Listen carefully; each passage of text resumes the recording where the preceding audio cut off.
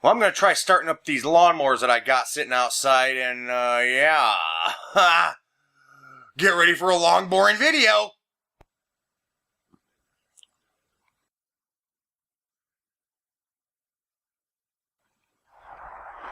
Alright, well, I pulled them all out on that little trailer there. Remember that? Remember when I built that thing? I can't believe how useful that dorky thing's been. This one here, cleaned up the carburetor and everything like that, and gonna test start that one.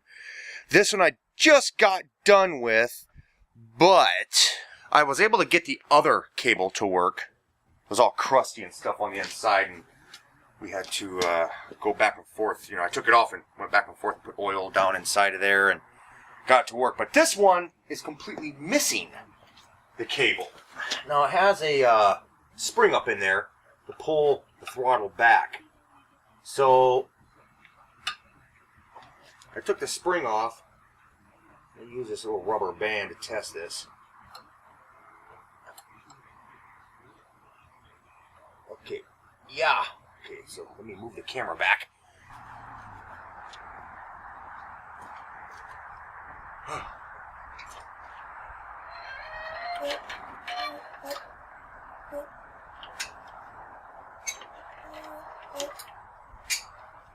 Cycle the oil through everything a little bit.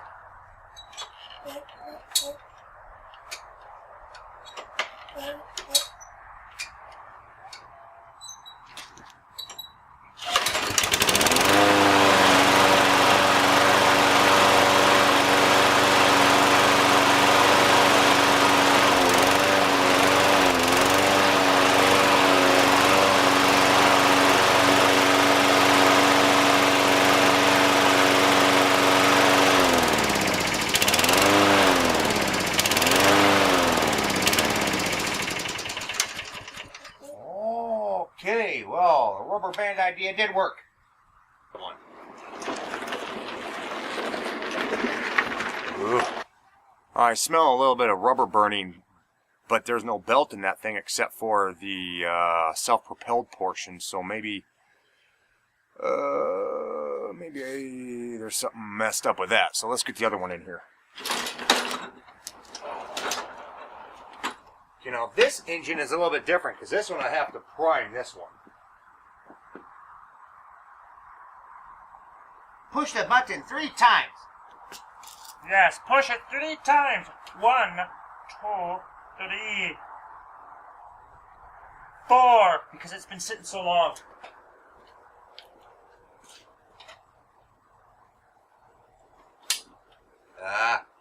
This cable still is a little gritty.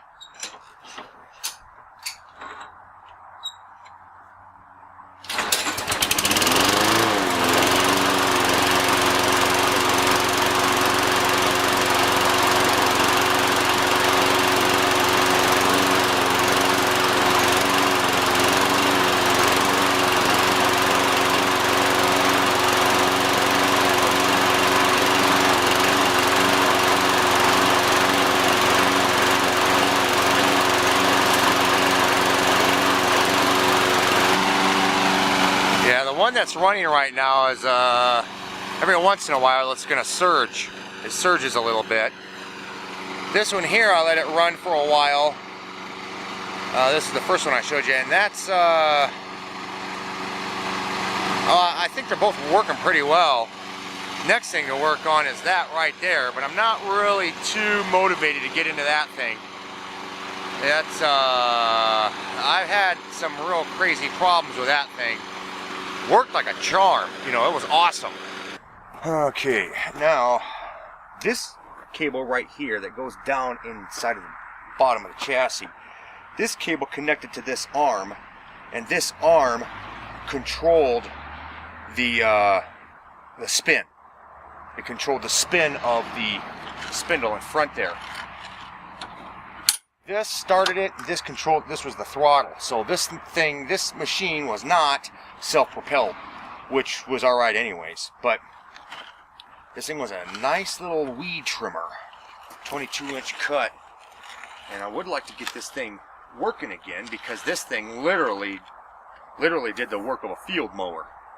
If you guys know what that is. But all right, now this is our new Ryobi weed eater that we got last year, specifically when we bought the house and the property here. And I ended up procrastinating. I went and I stuck it into one of our storage units over there, and I didn't prep it, which means the fuel sat in it. The fuel that's in this is the same fuel that sat in there all winter long.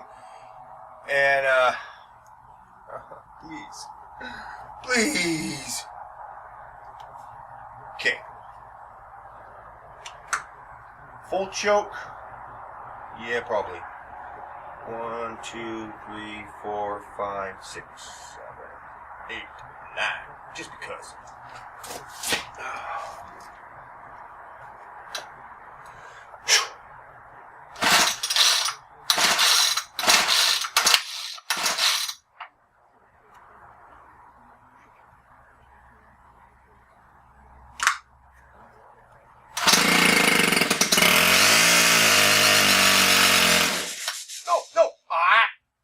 Son of a butt nugget.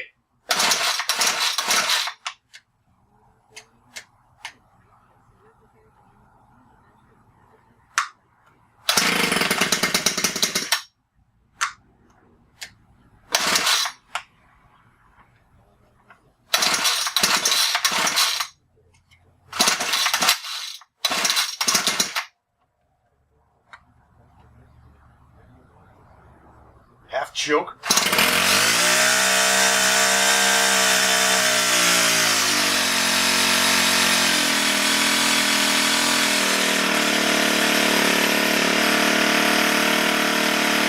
Oh yeah. No. Oh.